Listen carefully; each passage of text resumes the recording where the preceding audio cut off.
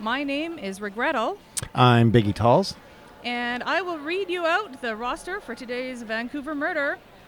338 Flustercluck, 00 Bennett, 01 Big 60, 10 Mrs. Testosterone, 110 Mr. Testosterone, 121 Gravy Graves, 17 Zimmer, 1936 Harrison Ford, 256 Morrison, 31 Bruceberry Pie, 4 Stand Aside, 5-6 Iron Fist, 6-8 Buddha Cra, 7 T Groves, 8 Lodge.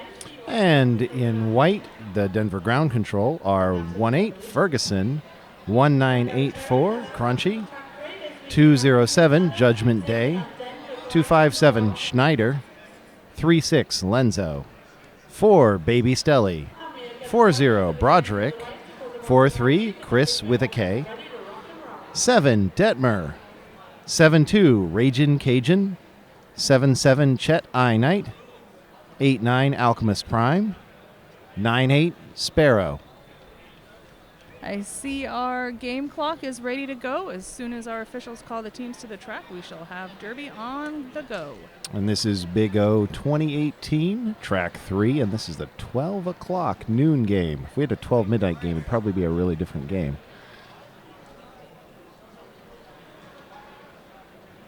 It might be 12 midnight for some of our viewers. Oh, that's a fair point. I hadn't considered. Welcome, if you are watching from the other side of the planet, welcome from yesterday.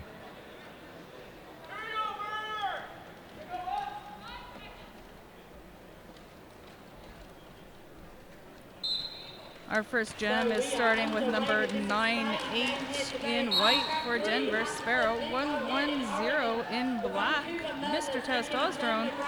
That looks like a skate malfunction for Mr. Testosterone, your lead jammer. I see wheels on the track. Yes, he has lost the front truck on his skate, but he is continuing to jam on his toe stop.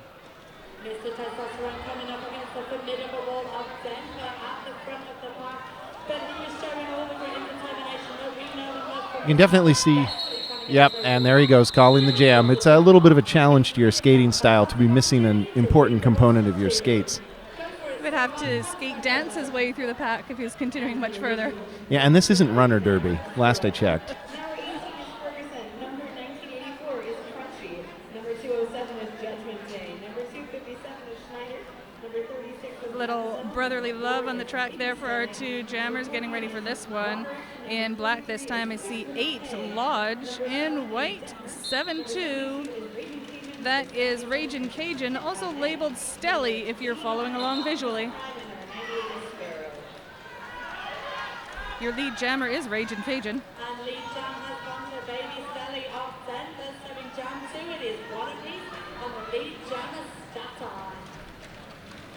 Pack is moving quick as Stelly takes a whip going around that turn 1.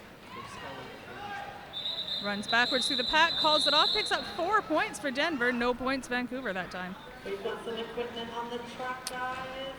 So far the box remaining empty. Although skaters have lost parts of their equipment in both of these first jams.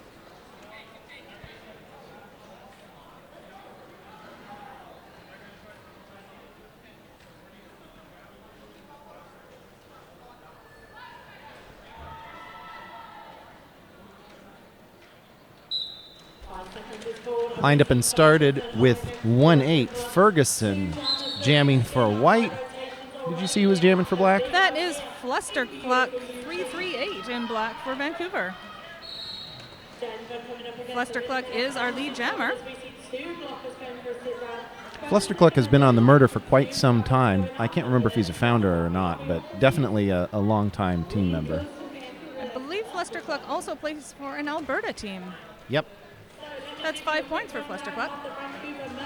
That's pretty impressive thinking of being able to maintain it, but I know some parts of Canada are rather distant from a lot of derby, so it's important for them to play with as many people as possible. That's right. There is quite a distance between Calgary and Vancouver. There's a whole mountain range in the way.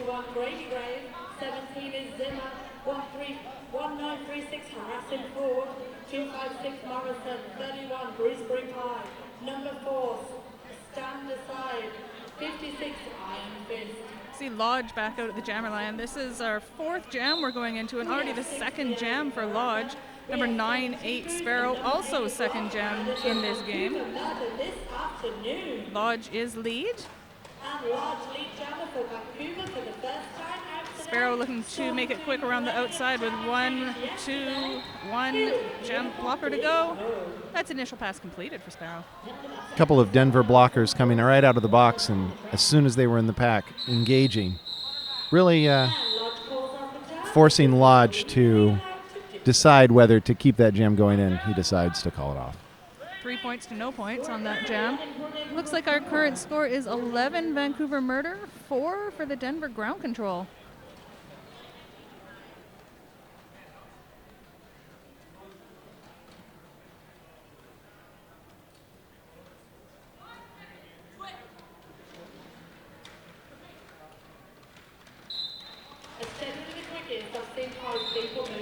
Ragin' Cajun, also labeled Stelly in white. That is your lead jammer up against Flustercluck from the Murder. Stelly getting an assist from Stelly. Some offensive blocking coming from the outside of the track and the straightaway, making a nice gap for Stelly to make the initial pass on.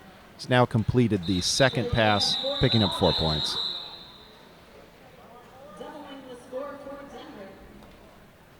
I think you're totally right. I think I'm mixing up where Flustercluck was from. I'm just so used to seeing him playing in black. I wondered the whole story there. Maybe we'll find out at halftime if we can hunt somebody down.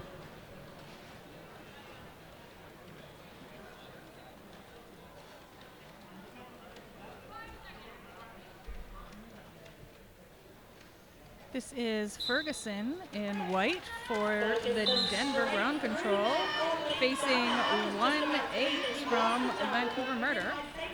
That's not right. Yeah, it's number Lodge. 8. It's Number Lodge. 8. It's okay, we're announcers. We're allowed to make mistakes. Officials don't get to make mistakes, right? That's right. We do appreciate the officials. They're an important part of making this all-volunteer sport happen.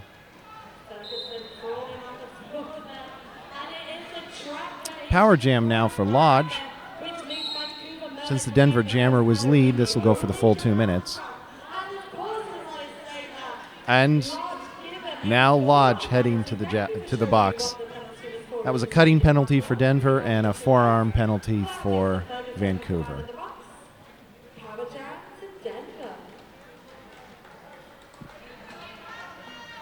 I expect that'll be a short visit in the box for Lodge. And There he is, already released. Yep. No jammer eligible to call this off. 57 seconds remaining on it. Hopefully it shows on your screen, actually. I haven't looked at the feed to see what we've got going out there. That looked like a cut. We'll see what the officials think. Lodge has decided that would be 2 and has taken himself to the back. It's a lot of good awareness there as a jammer. Think of how many things a jammer has to think about to be able to say, "Hey, you know what? I'm going to take the safe option here because I think that's my best choice." Very, very aware. See the Denver jammer doing the same thing there.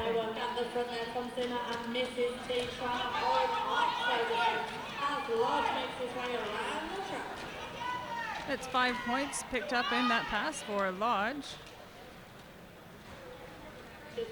Don't believe there was a physical lap on that pass, so that's probably from having picked up the box point for Denver on that.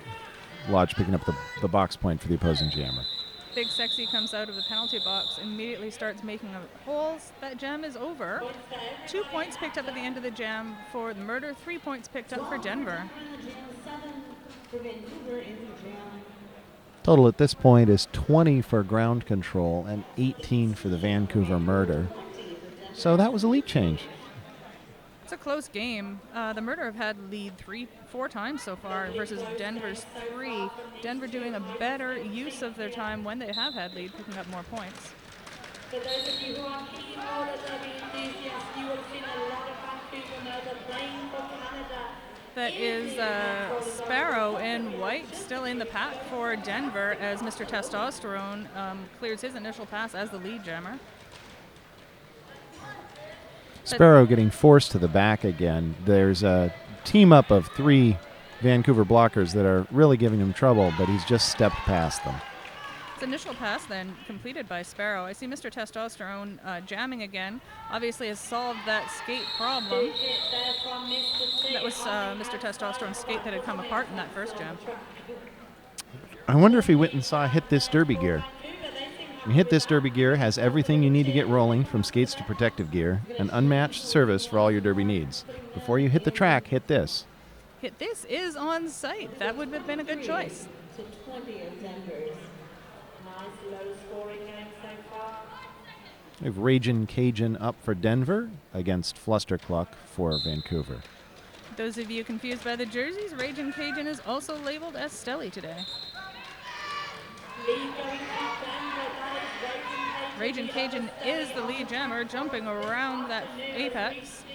Flustercluck coming up against a little bit of a fluster at the front of the pack. He's recycled back round and ready. Denver 7-2 coming in hard on the back of the pack and then just killing his speed and going to footwork. And it works for him, through with a full 5 points.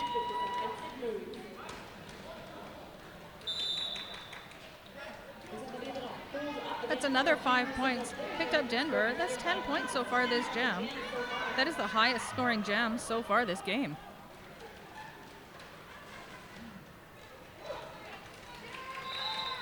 Zipping along that inside line. 15 points this jam so far.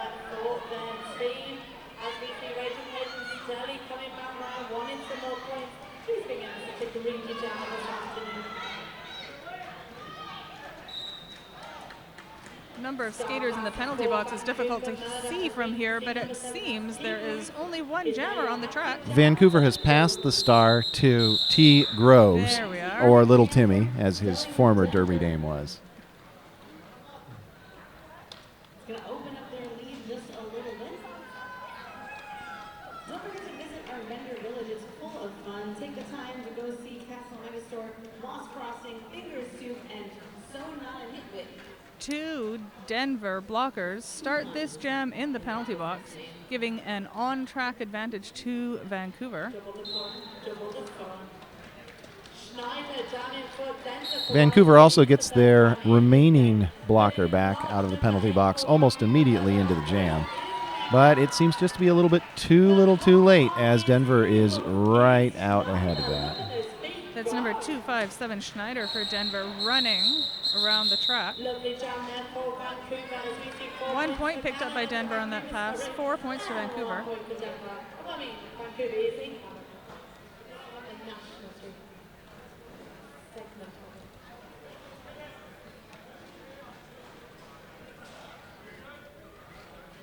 Mr. Testosterone, 1-1-0, lining up alongside Ferguson, 1-8 to start this jam.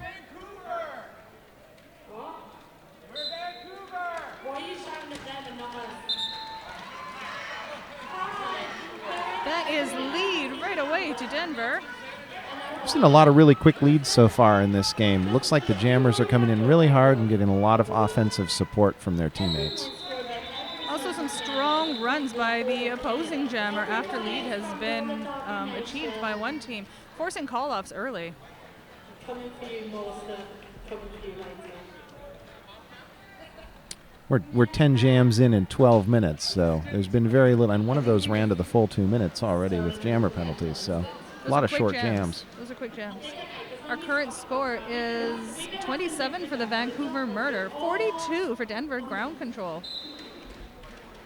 The ground control took lead, what about 5 jams ago, and seems to have been on a bit of a run here now. That's number 9-8 Sparrow for Denver. Looks like Flustercluck 3-3-8 for Vancouver. That is lead. Flustercluck taking his time, lining up where he wants to go. Initial pass completed for Denver. 4 points and called off for Vancouver. Very clean pass there for Flustercluck, able to just position himself to move around the opposing wall, step around them, and call the jam. There's something to be said for taking the time to see where that path is coming from.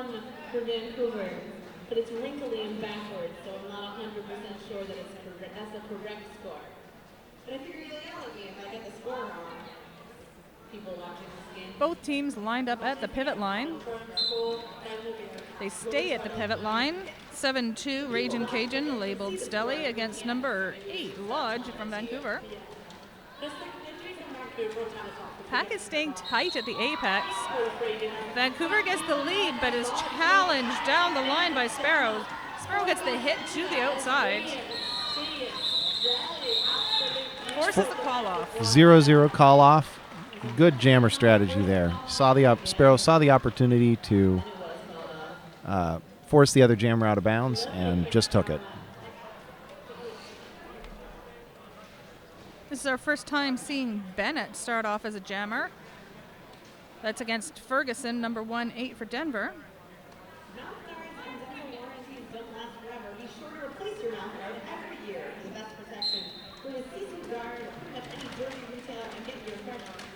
Bennett trying some defensive jamming at the beginning. Doesn't do him much help getting through the line, but he's already towards the front of the pack there at turn 1. Both teams spending a bit of time there in full defense with all 4 blockers opposing the jammer. Oh, and a cut on 1-8 Ferguson for Denver. Power jam in favor of Bennett. And that cut was before lead was earned, so Bennett is able to pick up lead, immediately shuts the jam down. Bennett forces the power start for Vancouver.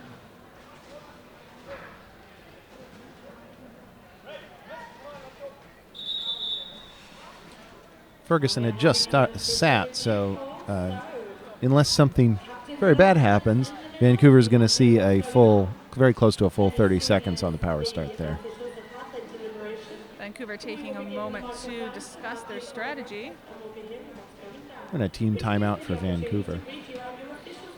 And the social media team is working feverishly all weekend to bring you live tweets and Facebook coverage throughout the event. You can also hashtag your pictures with hashtag BigO2018, but only the pictures you really want everybody to see. If you're at the Big O, you want everybody to see your picture. This is true. And if you're watching this later on, then you want to see what everybody was doing. Oh, yeah. What was happening in those crowds? It's like derby archaeology. Or is it anthropology? Is that which one is this? Let's just call it Derby history. Okay, derby history it is. Derby history in the making. Big O 2018.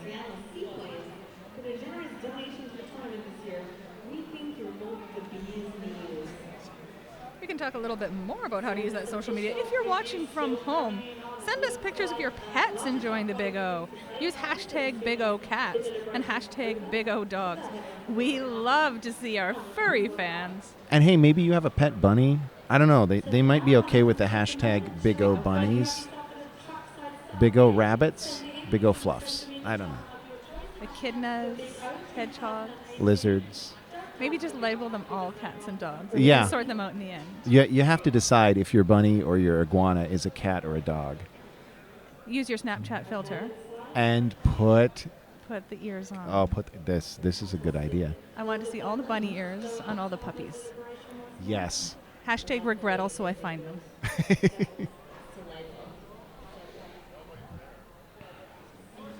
We still have an NSO standing at the pivot line holding up an official sign. Yeah, this team timeout transitioned into an official review for the Vancouver murder. The scoreboard's showing that there is still that they still have all 3 of their team timeouts, so not sure if they used their team timeout or if they turned it into a review completely.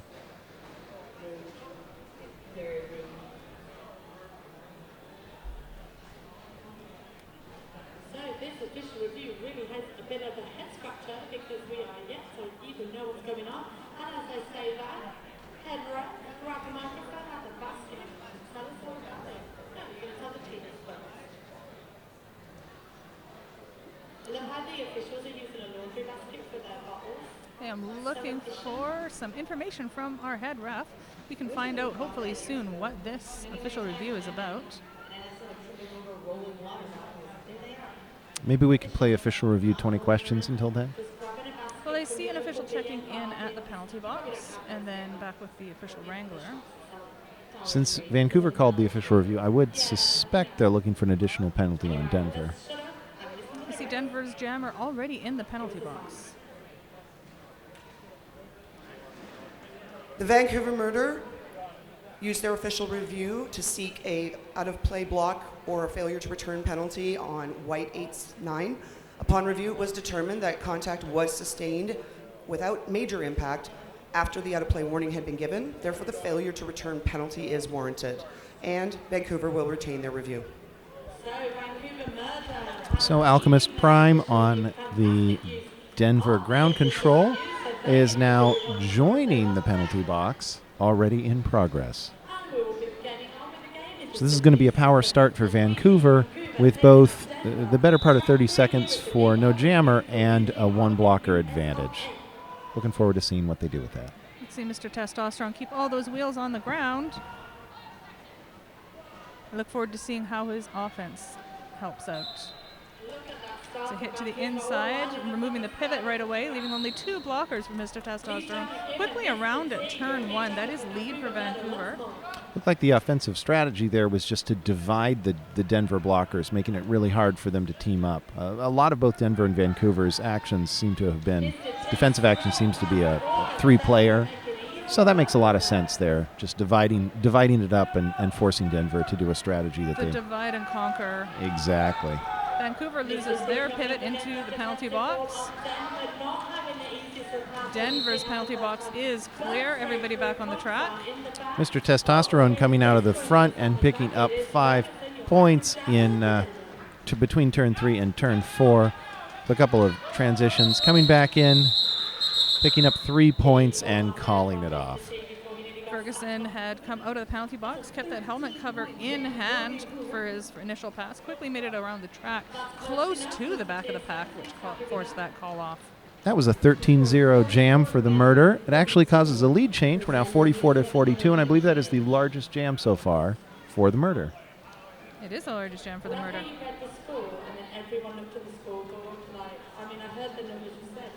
Sparrow, 9-8 in white for Denver against 8 Lodge for the murder.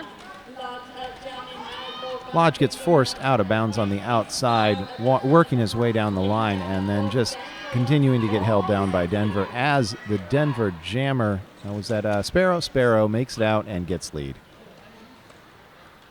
Sparrow looking to pick up points while Lodge is still working on that initial pass. Whole pack is at turn 1, rounding the apex. Denver box is empty. That's a full contingent of Denver blockers. A leap around that apex by Bennett picks up 4 points that pass. Both benches yelling. Denver yelling for Sparrow to call it off. Vancouver yelling for their point, for the excited about Lodge getting the points. So.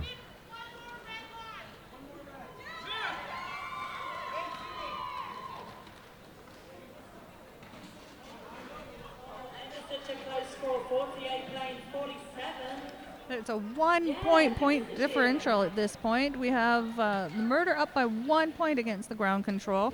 Stelly looking to even that up against Flustercluck.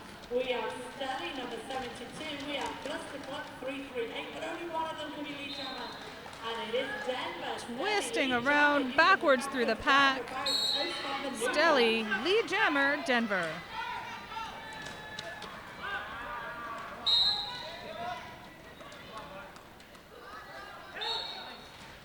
That's 2 blockers quickly sent to the penalty box for Denver, including the pivot. Flustercluck doing some defensive jamming. Stelly knocks Fluster down at that first and turn. Earned a penalty for it. For that knock. That's a forearm penalty assessed to Fluster. Nope, sorry, that was assessed to Stelly. So that means this jam will now go the full 2 minutes. Flustercluck was out and ready to score, so now picks up 5 points on that first scoring pass.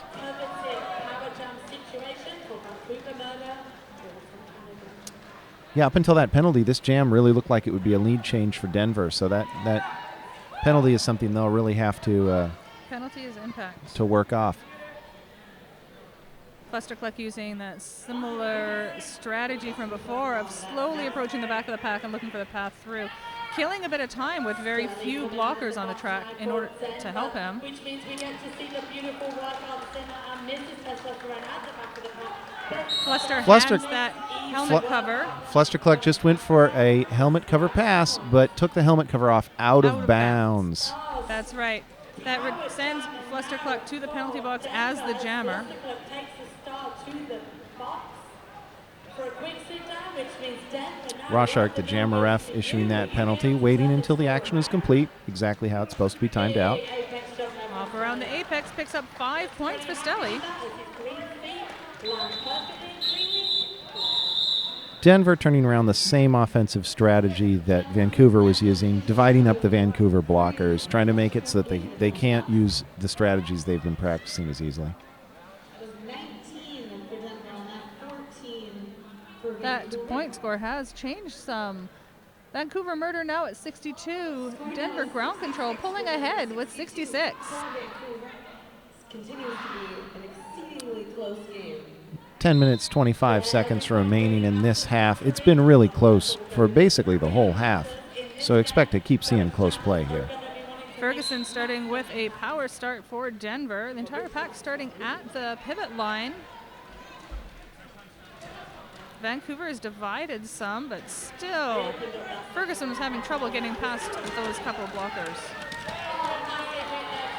Oh, block right to the chest on Ferguson there, sends him down, and you can see it's rattled him a little bit. He's back up, but it took him a second to get there. That is Flustercluck through the pack, out of the box, and lead.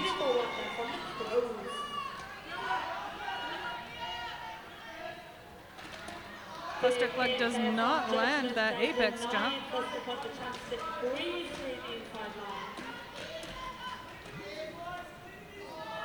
Ferguson still working on that initial pass. Hit to the inside, up and hit to the inside again. Looking winded.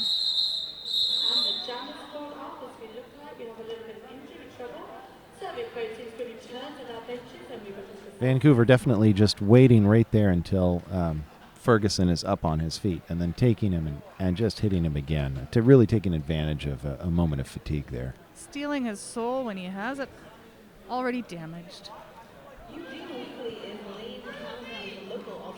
Denver bench out, talking to the officials for a moment about it, and then calling for a team timeout.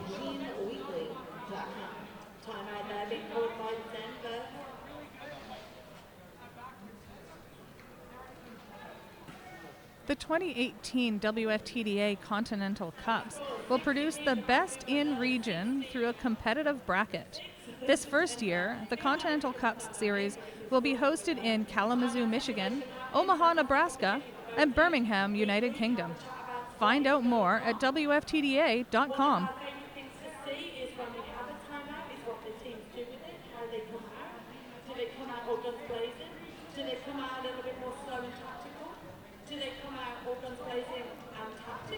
Nobody's wasting this timeout. We've got both of the teams chatting on the bench, and the lineups that are presumably going to be the next lineups, chatting out on the floor. I'm taking a look at how our leads have gone this first half. Looks like Denver has had 7 of the leads versus Vancouver's 11 leads. Denver up by 3 points, using those leads to their advantage when they've had them.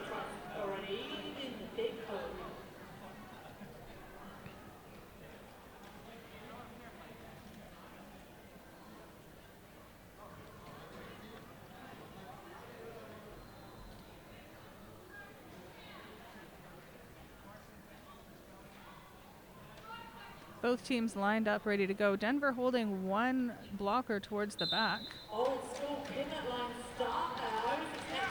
We've been seeing a lot of pivot line starts this game. In fact, we've actually seen the teams sort of jockeying for position up front instead of in the back. And not a lot of action within that 5-second call. A lot of games this weekend we've seen blocker groups moving around within the 5 seconds. These 2 men's teams have been holding their positions at the pivot line. Our lead jammer in this jam is 110, Mr. Testosterone.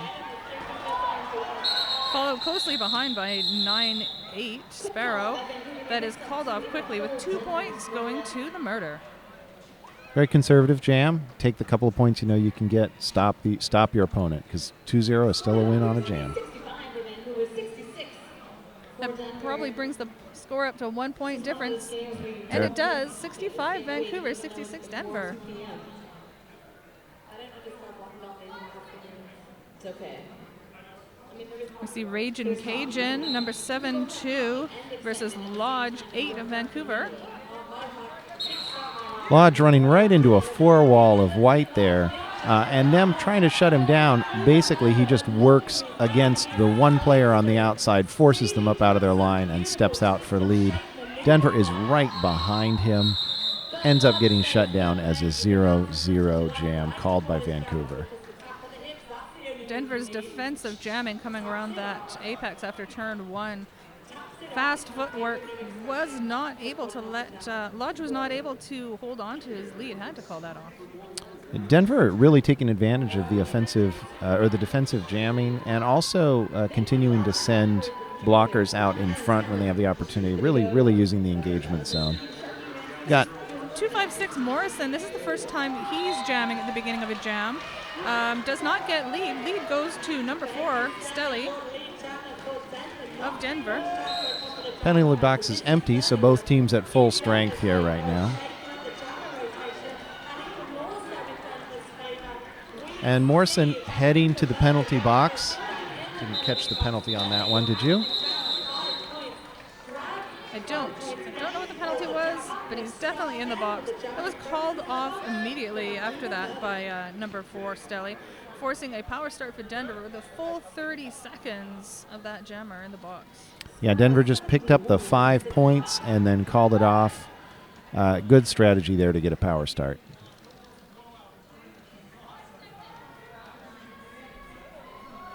Again, we're seeing both teams lined up tight at the pivot line. Denver dividing their blockers for their offense. 207 Judgment Day looking to hold back Bennett at the back. Bennett escapes.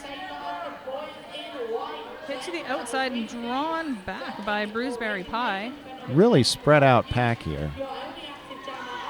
Vancouver's job, obviously, is to maintain the opportunity for their jammer to get out and do something. And that is the lead finally to Denver, but already Vancouver jammer out of the box. Denver going full defense on the Vancouver jammer. All 4 blockers on, leaving their jammer to fend for himself. That is a cut penalty called to Stelly. Now power jam change to Vancouver. Now lead has already gone to Stelly, so this is going to go for the full 2 minutes. Vancouver switching into full offense with all 4 players clearing a path, giving an opportunity for Morrison to make it out. Morrison now on a scoring pass. Vancouver spread out, looking to solidify their offense.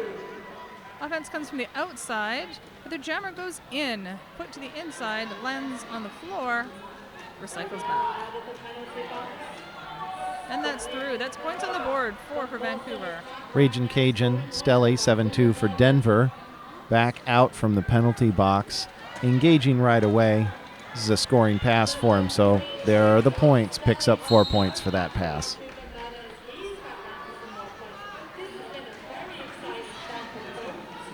It's another Denver blocker in the penalty box. Penalty-heavy jam, this one. With 10 seconds left, it looks like Denver will pick up one more pass. Meanwhile, Vancouver has moved the star to 0-0 Bennett, the pivot. Finishes off with 2 points on that last pass for Vancouver, 5 for Denver. It's a pretty big jam for Denver. That has definitely widened our point spread. We're looking at Vancouver Murder, 72 points. Denver Ground Control, 84 points. We have just under 4 minutes left in this first half.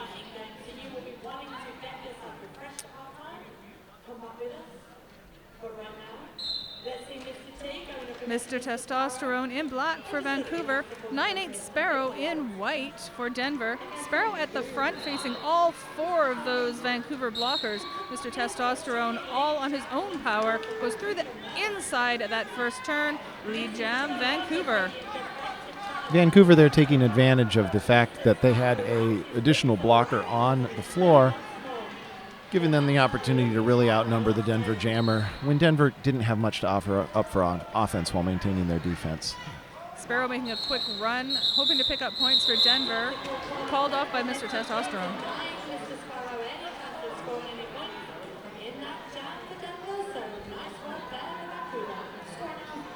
4-0 an advantage for the Murder on that last jam, moving the score a little bit closer, 76 to 84 in favor of Ground Control.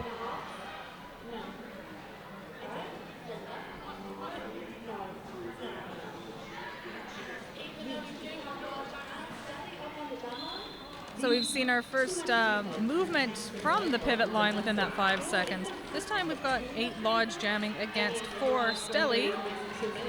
Stelly on the ground, but has managed to clear the pack. Lead goes to Denver, not far behind Lodge. Both teams moving quickly. With 2 tracks here on Big O, we actually had a little bit of whistle bleed on the timing for that start. Everybody started moving just a half second before the whistle start on this track off the other track. Didn't change anything in the game. Just one of the challenges of being in a big room with 2 tracks. It was 3 points picked up by Denver in that jam. No points picked up by the Vancouver Murder. Flustercluck, 3-3-8, landing up for the Vancouver Murder against 7-2 Ragin' Cajun Stelly, lined up for Denver. Both teams doing 4 on defense. It looks like Flustercluck called on a cutting penalty. Power jam in favor of Denver. Lead Denver. Vancouver spreading out how they're doing their defense with T. Grimes there. Stuck as the goat behind those Denver players. Murder returns to the back to consolidate while those 5 points are picked up by Denver.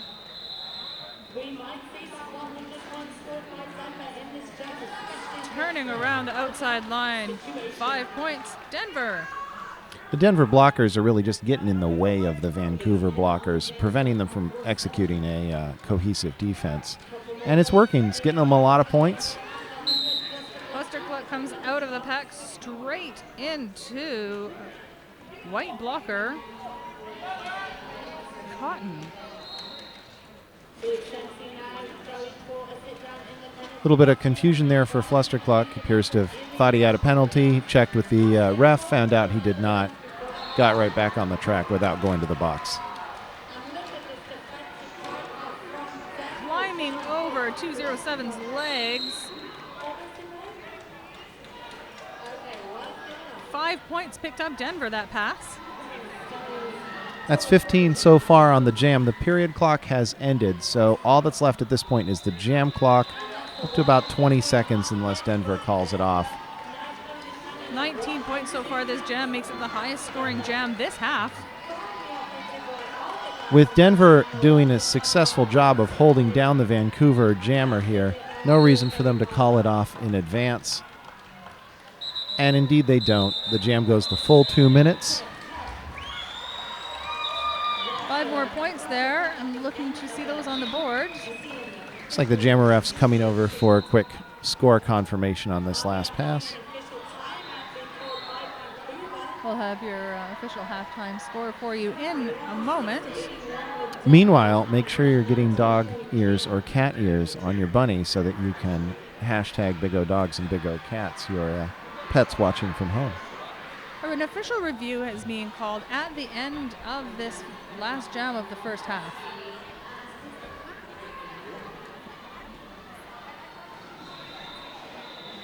This is an official review from the ground control. You get one official review per half, and you lose it if you don't use it. So not a lot of penalty here, not a lot of downside here to trying to seek a penalty if you think you've got a good case for one.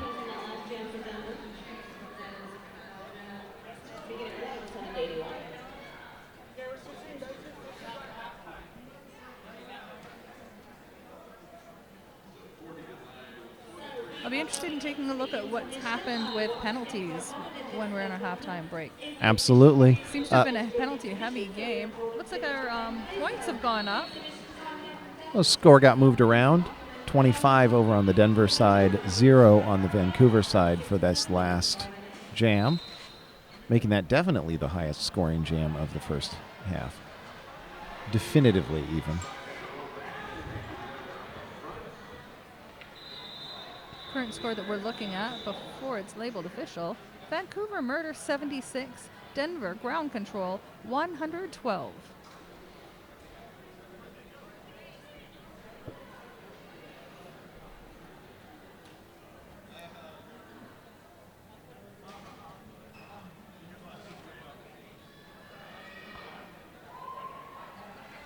Harley Quinn Davidson, the head referee for this game, discussing through that official review. We're now going to halftime. I believe we'll get the results of the official review at the end of halftime.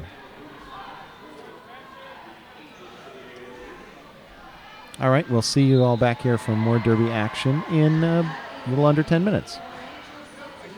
We'll see you soon, B. See you soon, everybody. Welcome back to the second half of Vancouver Murder versus Denver Ground Control. We are at the Big O on Saturday, May the 5th. This is the 12 o'clock game. We're just returning from the halftime. I am Regrettal. And I'm Biggie Talls. I'm just going to tell you some of our officials today. We have Harley Quinn Davidson as our head ref, Lauren Order, Raw Shark, Kami, Lobocop, Jeff Thomas, Pete in the Pool. And Chemical Restraint, Tenacious D-Cup, Nitsugi or Nitty, Delilah Decider, Bola Constrictor, Tuck and Roll, Adam Smasher, and Karma Sutra, Suture, and Hannah.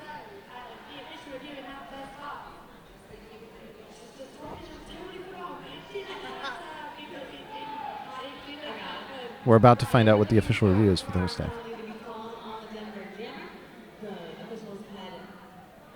Determined that the contact was the forearm to the chest, and the lateral falling when the forearm came away from the chest, so the impact was caused by no call stands, and they wouldn't retain the review anyway because it was a second review, and there you have it. So Vancouver was asking for a forearm on the Denver Jammer.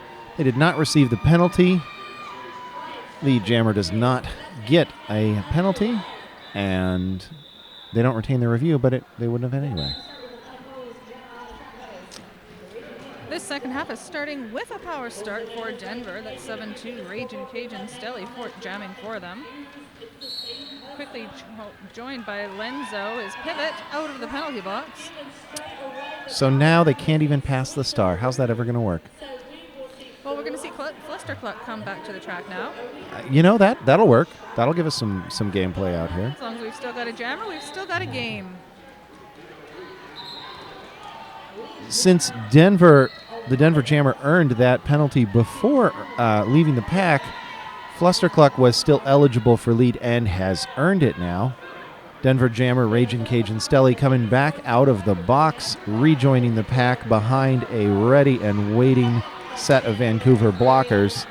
Flustercluck spending a lot of time on the floor there coming through that turn as he's forced down by a team of all four of the Denver blockers. Get some offense from Bennett on that pass. Doesn't get him through the pack, but does make it possible for Denver to clear their initial. No points for Denver, but 5 points Vancouver. That puts the score to 81-112 with Denver still on top after the first jam of the second half. Saw a lot of action in that first half. Particularly, I was looking at penalties. It was pretty penalty heavy. We saw 18 penalties total go to Vancouver in that first half, 16 to Denver. So the teams were actually pretty close on those number of penalties. Yeah, we're definitely seeing a more consistent stream of penalties rather than a full box 2-on-2 sort of action going on. As Jam 2 starts, we've got 1-1-0, Mr. Testosterone jamming for Vancouver. That's 9-8 for Denver. Your lead, Sparrow. Sparrow coming around as stand aside. Number 4 for Vancouver leaves the track on a penalty.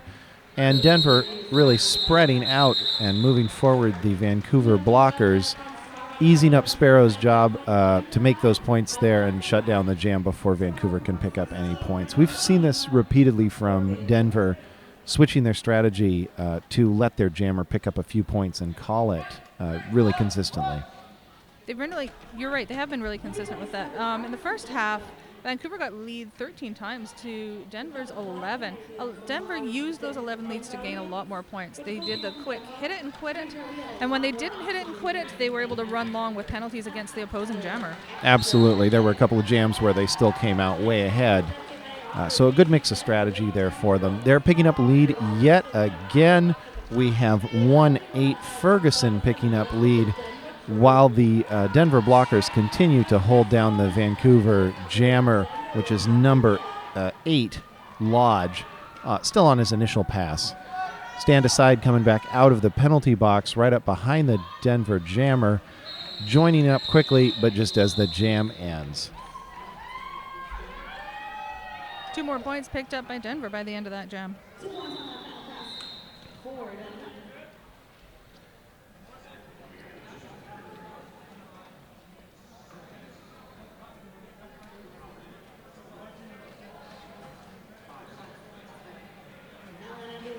Fluster Cluck back on the track for the second time in this jam, facing number 7-2 from the Denver ground control.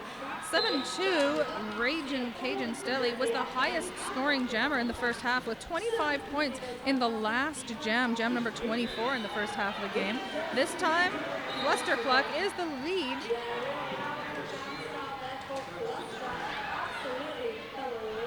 Denver's jammer, 7-2, which is Ragin' Cajun Stelly, getting knocked out of bounds just at the exit of turn 2, giving the Vancouver jammer a little more time to work up through the pack and pick up points and then call it off. Nice successful 4-0 jam there for Fluster Cluck. We'll make that a 5-point jam for Fluster Cluck. 1-1-0, Mr. Testosterone in black for Vancouver. 9-8 Sparrow in white for the ground control. In the first half, Mr. Testosterone was the high-scoring jammer for the Vancouver Murder. He picked up 13 points in jam number 14 in the first half.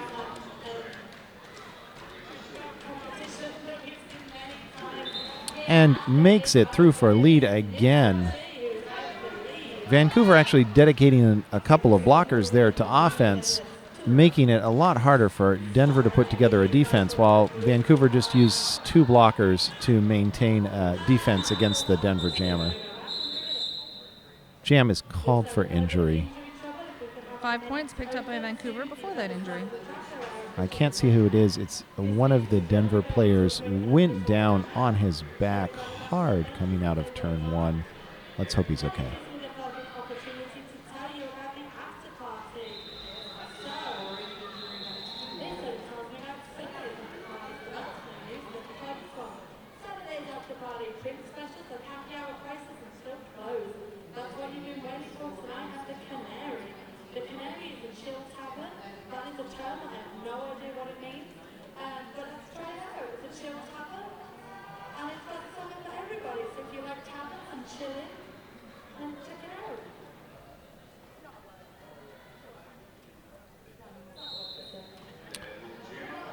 Medical staff have come over and responded immediately. Looks like the Denver skater is 257. That's Schneider, moving off under his own power, but not making a happy face. Hopefully we'll see him back in this game, and he'll be back at it here soon.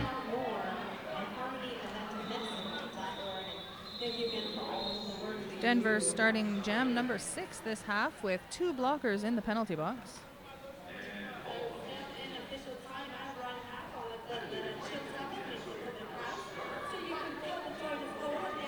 One of those blockers is standing.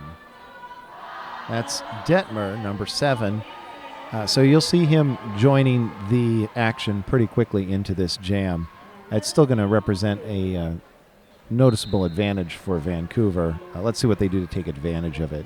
Looks like they're sending Mr. Testosterone in 2 jams in a row as their jammer. Number 1-8 Ferguson for Denver. Mr. Testosterone has been jamming fairly often, so taking advantage of that short stoppage for the injury to put him in back-to-back, well, let's see how it works out for them. That's right, we're in Jam 6, and this is Mr. Testosterone's third time jamming. And indeed, he makes it right through. Vancouver really taking advantage of the number of players that they had out on the floor compared to Denver. However, the Denver jammer proceeding to send a full three-wall of Vancouver to the outside and having just one person to contend with. They both go down and out of bounds. The Denver jammer just gets up, comes out, and goes. 4 points picked up by Mr. Testosterone on that first scoring pass. Second 5 scoring points. pass is really quick for Mr. Testosterone. 5 points on that second one.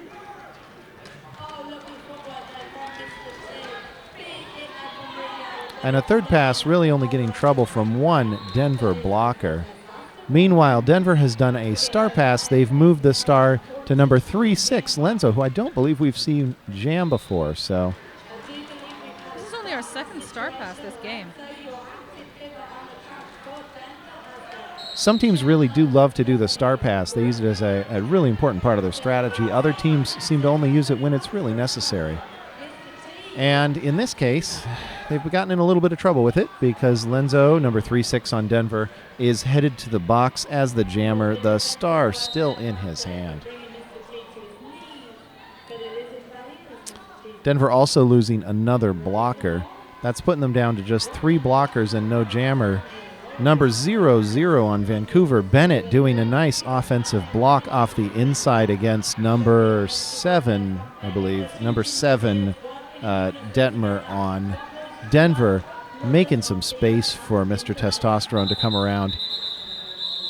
He calls it again, but not in time to avoid the Denver jammer getting out of the box. That means Denver will start with a jammer instead of a power start for Vancouver here. Mr. Testosterone making a run at being the high-scoring jammer this game. Picked up 29 points in that jam to Denver's 2. That brings us to just a 5-point game, 125 Denver to 120 Vancouver. We've seen a lot of tight action in terms of the score here in the first 20 minutes of this game, and now seeing that come back here 8 minutes into this second half. These teams clearly both still have a lot left in them. That is 7-2, Raging Cajun Stelly clearing the pack of the front. Lead to Denver. Seeing 1-7 on Vancouver take a little bit of a knock to the face. Didn't see a penalty for that, so I'm suspecting that it was one of his teammates hitting him. 4 points, Denver. He shook it off and continued to move. The Vancouver jammer, number 8, Lodge, has moved through the pack and picked up 4 points as well. Even jam so far. Vancouver clearing that slightly ahead of Denver. Again, both jammers picking up 4 points. This jam is neck and neck. Denver down a couple of blockers, so if they can do an even jam, it seems really worth it to them to get the opportunity to have a couple more blockers on the floor without taking too much of a hit to the score. Of course, there's a little bit of a glitch to that, is that Lodge started to get up a lap on the Denver jammer. Denver jammer was able to pick up the last of the points and stop the bleeding before it happened, making this a 12-12 jam, but it definitely put the pressure on and left Denver unable to finish clearing the box. Starting this jam with both teams having one blocker in the box to start, both sitting, so they'll be there for a little while.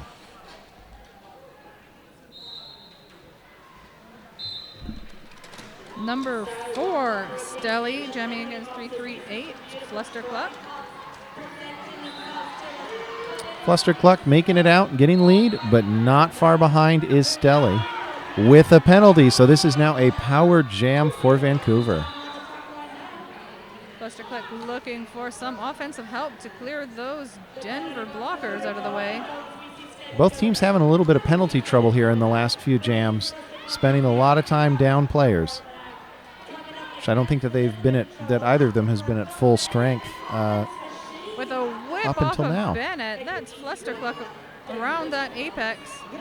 First points on the board this jam for Flustercluck. That was 4 points.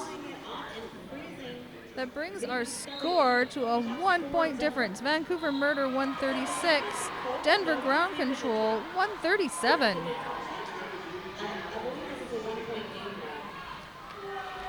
They have a few seconds with a power start for Vancouver. Denver jammer standing. This is 1936 for Vancouver. Harrison Ford. That's his first time starting as a jammer this game. Stelly out of the box. Hits the murder in the back. Harrison Ford has been in the jammer rotation before for Vancouver, so definitely a familiar bit of territory for him. Might be just given a rest to some of the other Vancouver jammers. Lead is going to Stelly, who's returned from the box and through the pack. Harrison Ford has pulled off the helmet cover. Bennett, the pivot, is not very close to him, so we'll see if a star pass happens here. Definitely a possibility. Bennett is hanging towards the front of the pack. And the star pass has finished. Bennett is now the jammer for Vancouver. Meanwhile, Denver making a 5-point pass. Stelly looking just a little bit winded, though.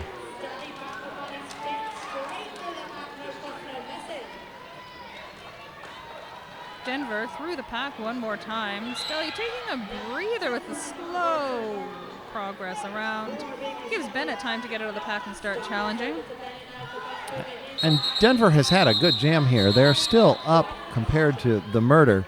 So, oh. It was a 10-point increase for Denver. Stelly on the ground at the track. Baby Stelly clearly winded after this jam. Denver bench out, talking with the officials, looking for some help related to this. Meanwhile, we're getting an official timeout. Baby Stelly makes it off of the track before the official timeout and before the jam starts, so won't have to sit out. Suspect he might sit out anyway, looking a little like he needs to take a second.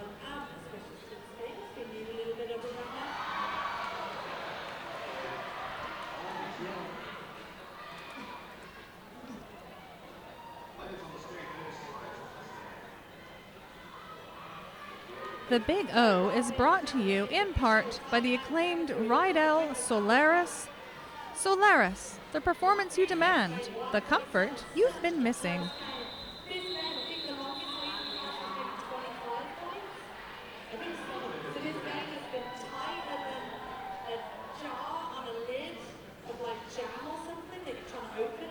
Both teams taking this time out opportunity to chat with each other on the track.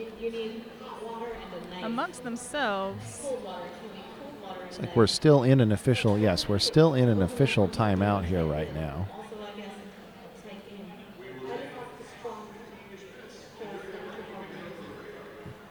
The head referee, Harley Quinn Davidson, going and talking to the Denver bench.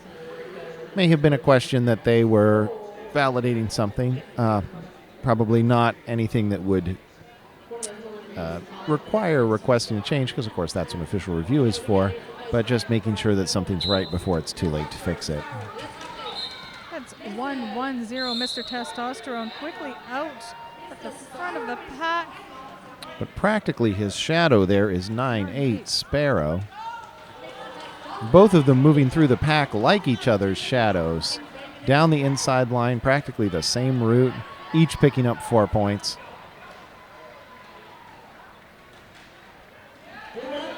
With a whip off a teammate, Mr. Testosterone comes through that one with 4 points, getting slightly ahead of Sparrow. Also takes another pass. So he's now 2 passes up on Sparrow. Should be, yes, that's a 5-point pass. That picks up the lap point. 13-4 jam so far. And make that an 18-4 jam. That is a lead change in favor of Vancouver. We'll see if it holds through the end of the jam.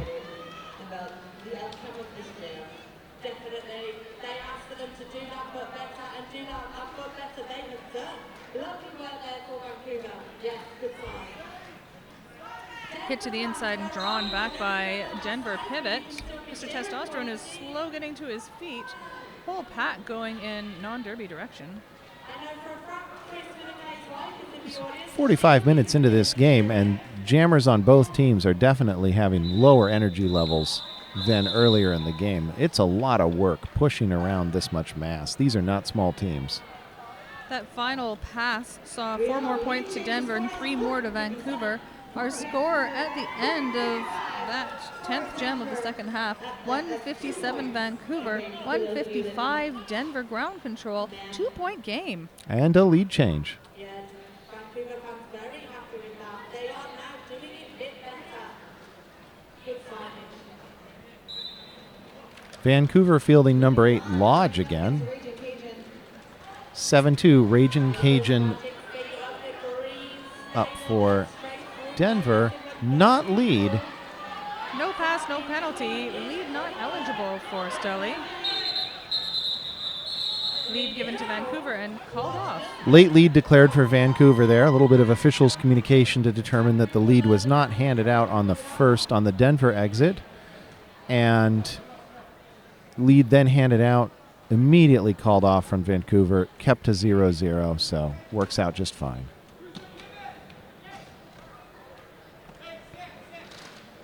Good job there for Vancouver, getting their jammer out and being able to stop Denver's advantage from turning into points on the board.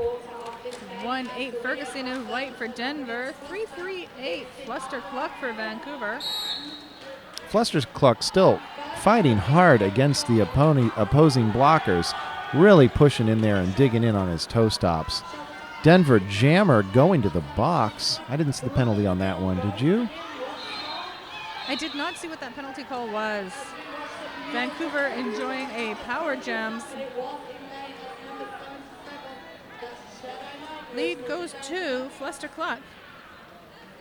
Vancouver holding back number 7, Detweiler.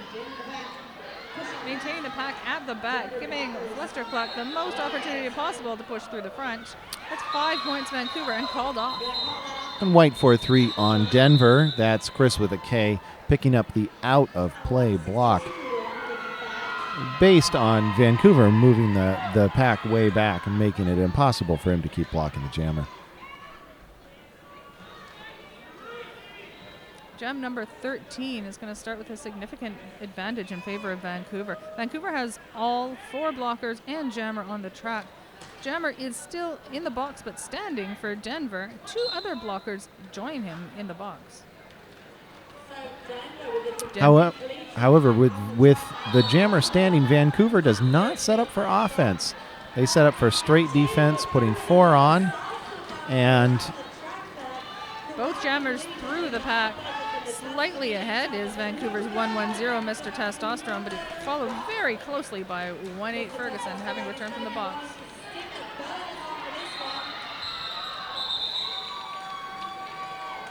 One point picked up by Denver, and that 4 points Vancouver. That was 1-1-0 Mr. Testosterone taking a hit there as he was picking up the last point, tumbling onto his back in turn 2 and calling it off as he fell down. Taking that last moment to just pick up that last point and all the points without giving up too much to Denver. Vancouver making a slow move ahead in this second half. Current score, Denver ground control 156, Vancouver murder 166.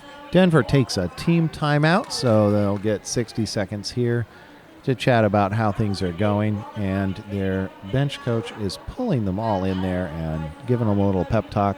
This is still a very close game, a 10-point game.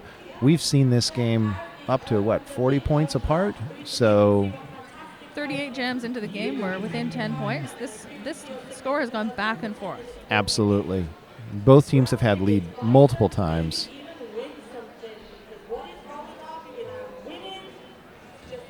So have you sent pictures yet of your pets enjoying the Big O from home?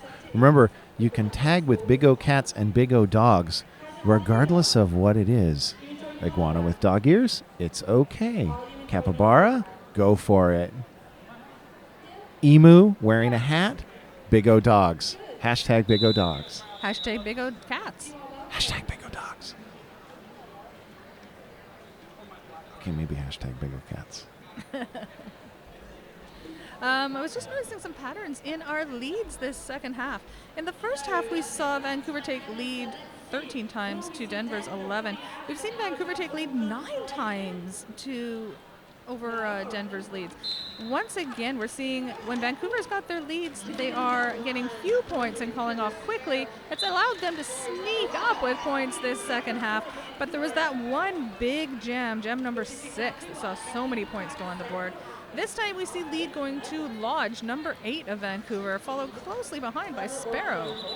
And Lodge clips his way around the outside, cuts back to the inside, picks up, looks like 3 of the 4 points.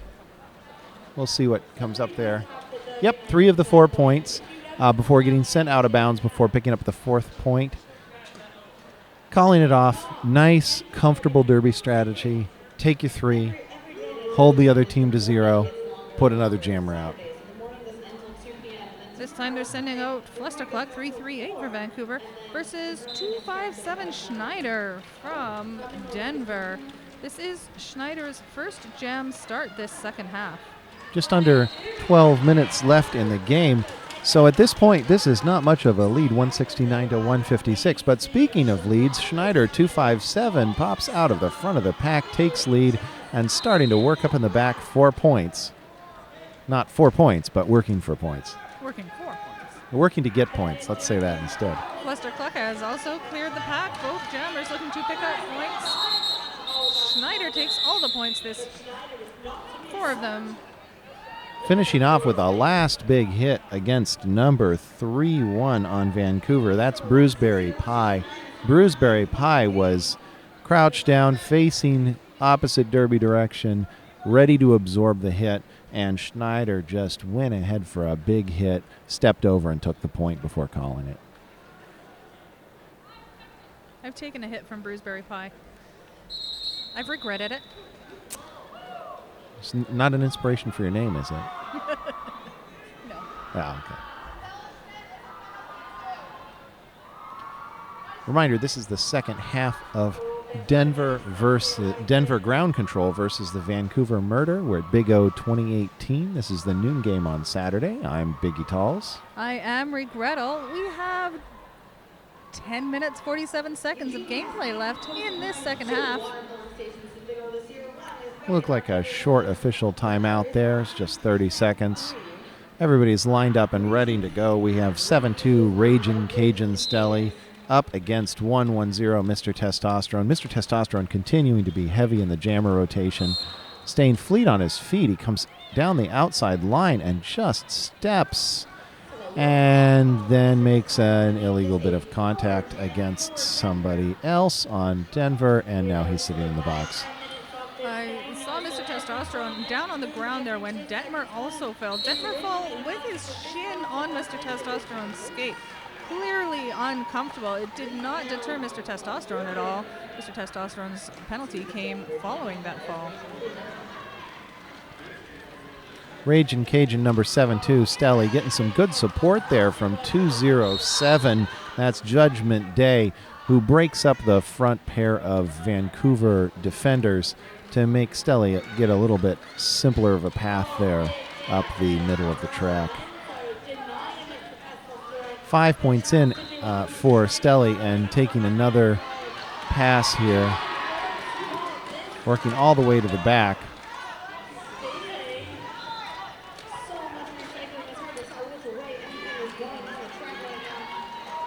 Mr. Testosterone at the back.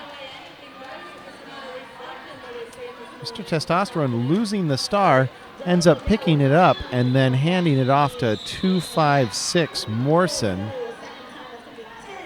Looks like that was a legal star pass.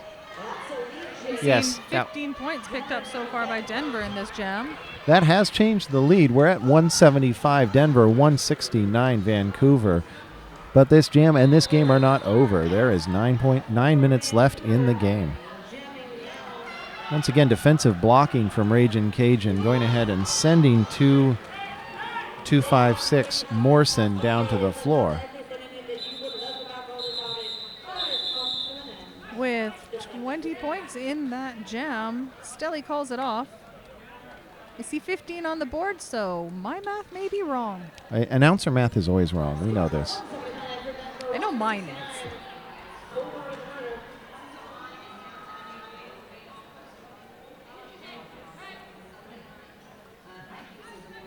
We're going into jam number 17 here. Number 8, Lodge in black for the Vancouver Murder. 1-8, Ferguson in white for Denver ground control. Number 8, Lodge makes it out, gets lead, takes a gap on the inside that just opens up. Is getting chased down by 207 Judgment Day.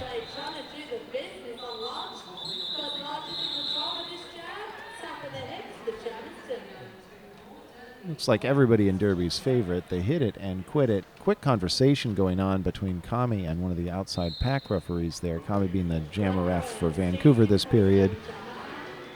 And after talking it through, goes with 2 points. Must have been a better angle from the outside. So that's a 2-0 jam for the Vancouver Murder. This is a 4-point game. That is a single pass that could tie it up. 3-3-8, Flustercluck for Vancouver. 7-2, Ragin' Cajun Stelly. Flustercluck out ahead with lead, but Stelly, Ragin' Cajun right behind. Or in front, or behind. Or switches to defensive blocking. Both teams really running the pack. They both enjoyed that race. Turns into a 0-0 jam.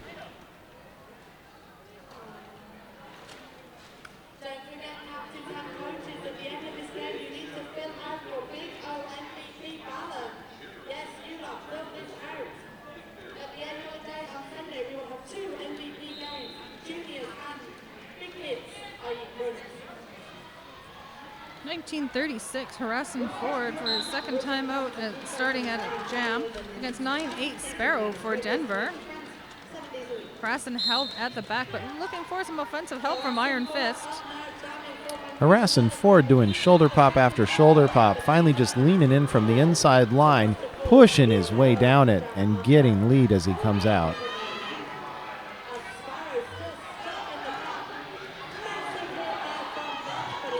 Hit by Bennett, but Bennett goes down.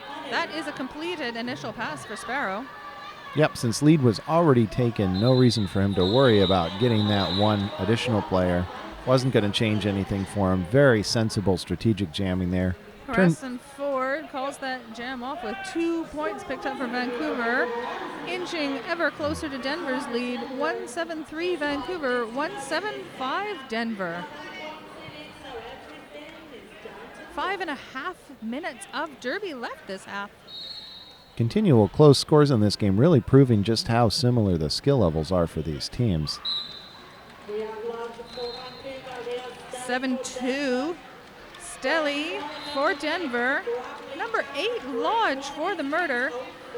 Lodge recycled to the back of the pack. Meanwhile, Stelly, 7-2, getting out in front and picking up lead as the last Denver blocker comes back onto the track. Full strength for everybody now.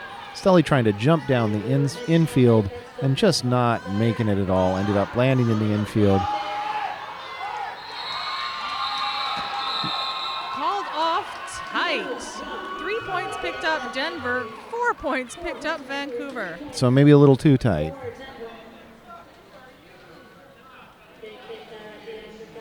Of course, Stelly, Ragin' Cajun, trying to call it off while he was taking a big hit and ended up on the floor. It's a lot of things to do all at once, and he's doing a good job out there. 1 point game. Vancouver Murder 177. Denver Ground Control 178. Jam 21. 110, Mr. Testosterone jamming for Vancouver. And picking up lead. Vancouver doing a really solid job of forcing the Denver Jammer 9-8 Sparrow down to the inside. Mostly leaving Mr. Testosterone to fend for himself on there. Stelly finally gets, or sorry, not Stelly, Sparrow 9-8 finally gets let out as the blocker holding him down gets a penalty. That is a lead change for Vancouver with 3 points against Denver's 0 points that jam. Now 180 to 178 Vancouver. For Denver, 2 points difference, 3 minutes left. Little tension. Denver considering their strategy, send out Stelly the Younger against Cluster.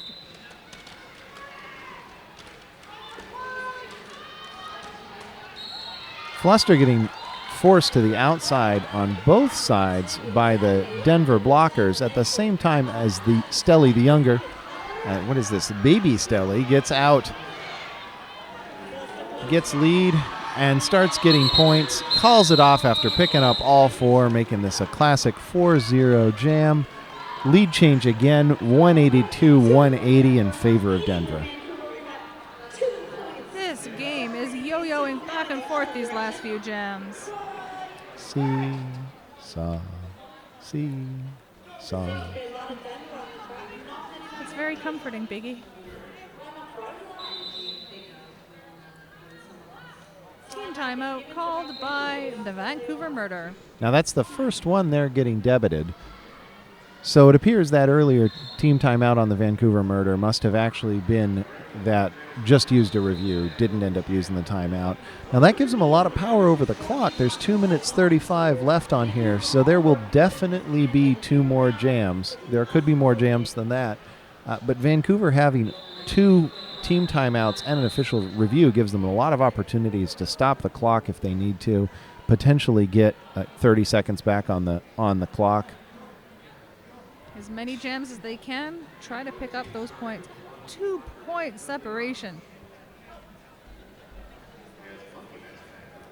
Murders currently has 2 blockers in the penalty box.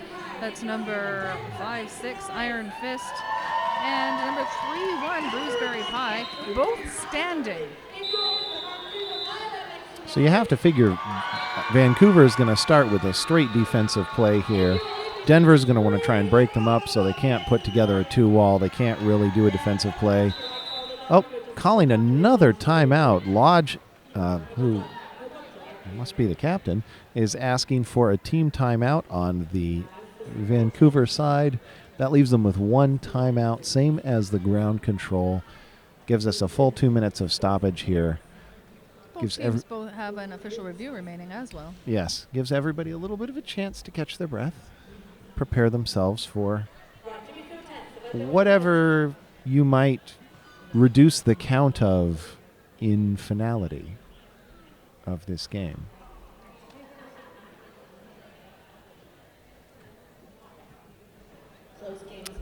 Is it in your head now? I'm going to be trying to figure those words out for the rest of my day.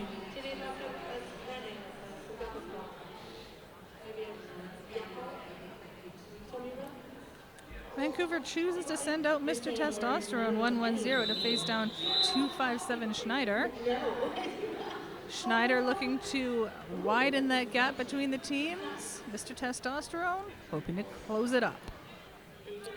Glad to see Schneider back on the floor after taking a hard fall earlier. Must be feeling ready to jam if he's up there. Schneider lining up further back. Hit by Bennett to the outside. Mr. Testosterone pushing up the inside, shouldering the last Denver blocker out of the way as he steps out of turn 2. Schneider And just hung up on Bennett. But number 7-7 on Denver, that's Chet I. Knight, moving stand aside out of the way, giving Schneider the opportunity to come down the outside. Meanwhile, Mr. Testosterone picks up a penalty, puts him in the penalty box. This is not the plan that Vancouver went into this jam with. Mr. Testosterone, I think, had been lead and lost that lead. This is now a 2-minute use of time. So Mr. Testosterone was on a scoring pass. Will come back out on a scoring pass. Schneider has already put 5 points on the board and is on another scoring pass right now. So we're going to see at least 5 points for Denver in this jam, but definitely a lot of opportunities for more there. And actually now past at least one person, so definitely more than 5 points. Meanwhile, Mr. Testosterone has put 4 points up coming out of the box.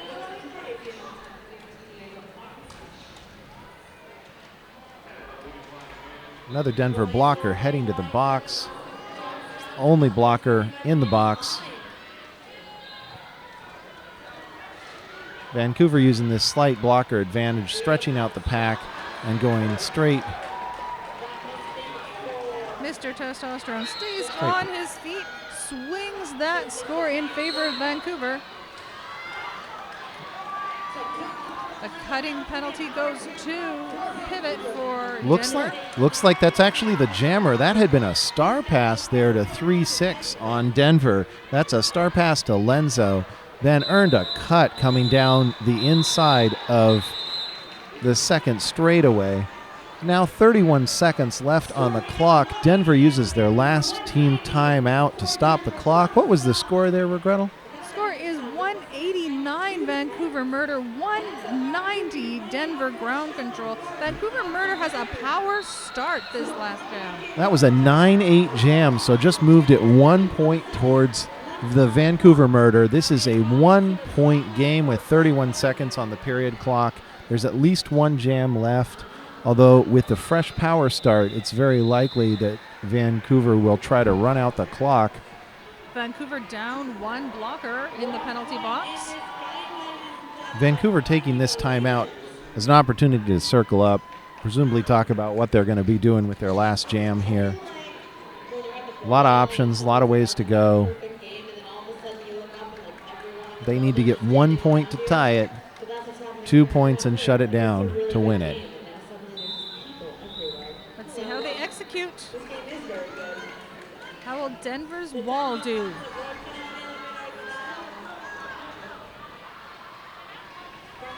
Vancouver sends out Lodge for this jam.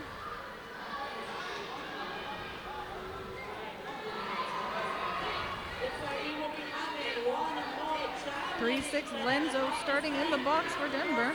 Vancouver doing a little bit of rearranging of the players at the moment there. 0-0 Bennett wearing the pivot. Bennett gets a pack destruction call for that run back at the beginning of the jam. Looks like they were trying to break the pack apart for long enough to get out, but the pack got put together and Denver was able to put all four on defense.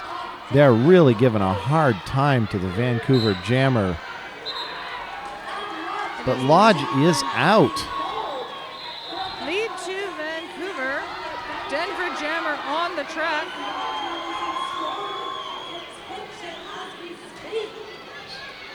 So we can see from here that Lodge has picked up a couple of points. He's calling it off. He's hoping he's got enough points to make it happen.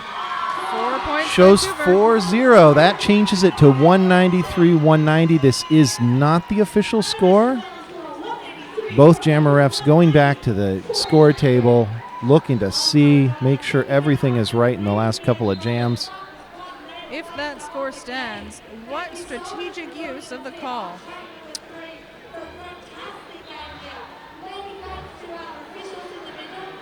That score has now been pronounced final. This is won 193-190 by the Vancouver Murder.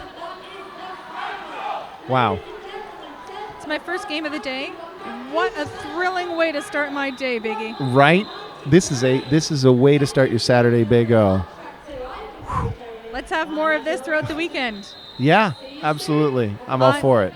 I am Regrettal. I will talk to you again later. And I'm Biggie Talls. I'll see you around later this weekend.